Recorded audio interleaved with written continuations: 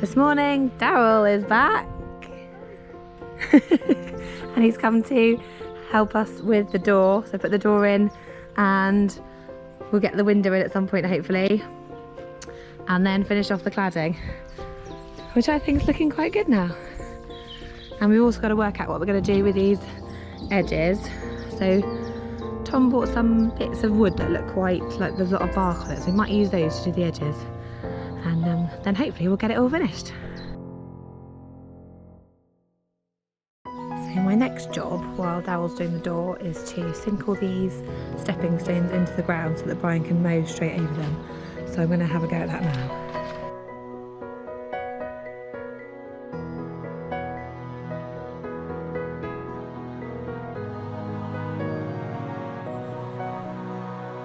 Our stepping stones are now in the ground, and look, the cladding is pretty much finished, apart from these edges that I need to do. The door's in. This is the door that was from the old yurt, so I thought it'd be quite nice to reuse that, as we had it made especially for the yurt. But it is very short, so Darryl's going to add a little bit on the bottom. That's why there's a gap, so that it just gives you a little bit more head height. Excuse the muddy fingerprints all over it. That was my son who, well, here's some photographic evidence of what it looked like. Horrendous. If we go inside, I've started doing some insulating. So we're using this like really thin insulation, but it's really worked really well. So we're going to insulate all the walls. Looks a bit like a spaceship in a minute. And we've cut a hole for the window, or Darryl did, which you can't see because of the ply. So there's going to be a nice big, kind of a bit like a bird hider, so that you can have a view up the field when you're sat down.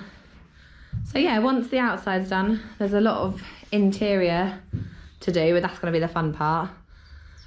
So I'm really looking forward to it. So if you were watching last week's episode, I was getting quite frustrated over trying to put some breeze blocks. Whereas Brian thinks it's really easy and all you need is the right technique. So we're just watching to see if he can do it.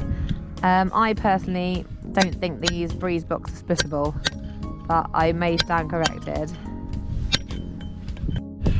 Oh man, he's done it. I do stand corrected.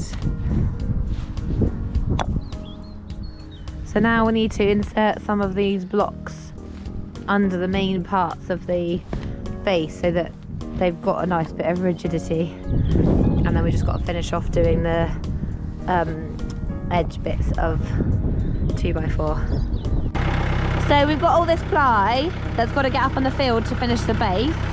And we're currently having a bit of a conundrum as to how we're going to get it up there. And this is the theory bar.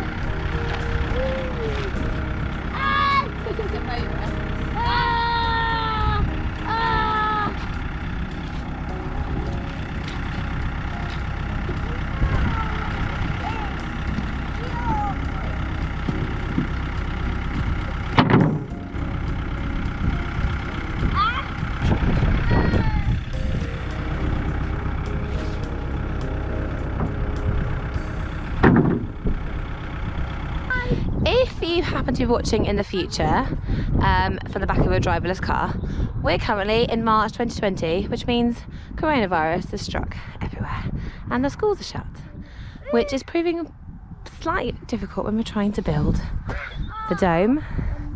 So I've had to create a double den out of 2 travel pots.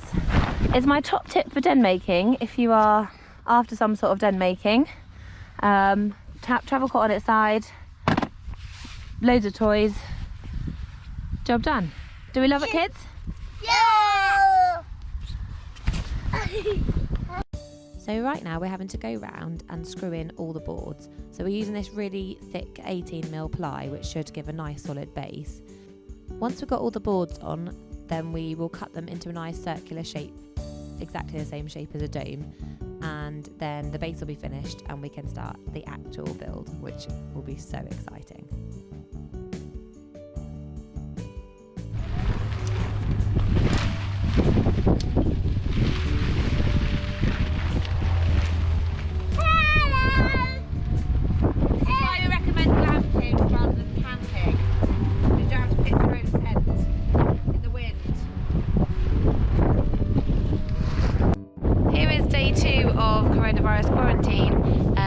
While we do the base, the kids have got one's got a tent, one's got a travel box.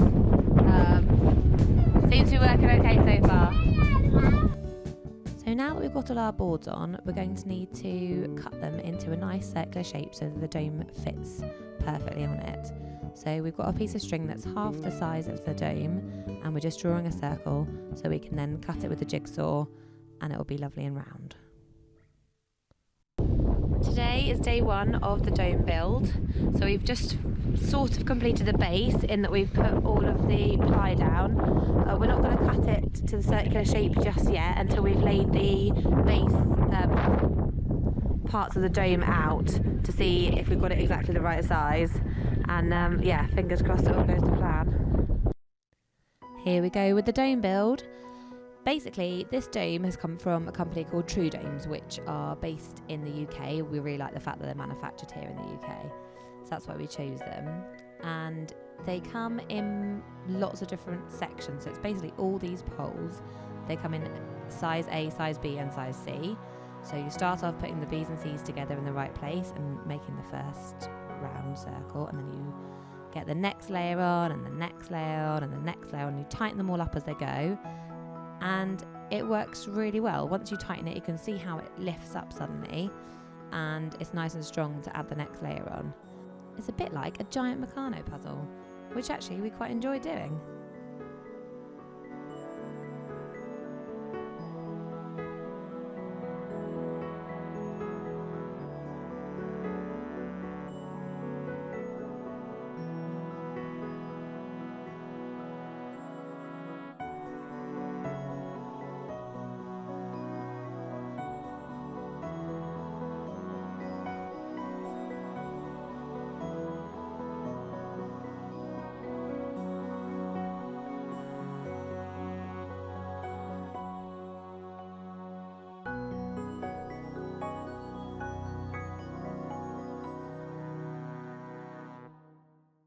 So this is where we got to at the end of yesterday. The wind got too high, so we stopped for a bit, and we've got a bigger ladder, and Brian's just going around and cutting off the edge of the base, so we've got a nice round circle, and then the cover will go over and hopefully tuck underneath it.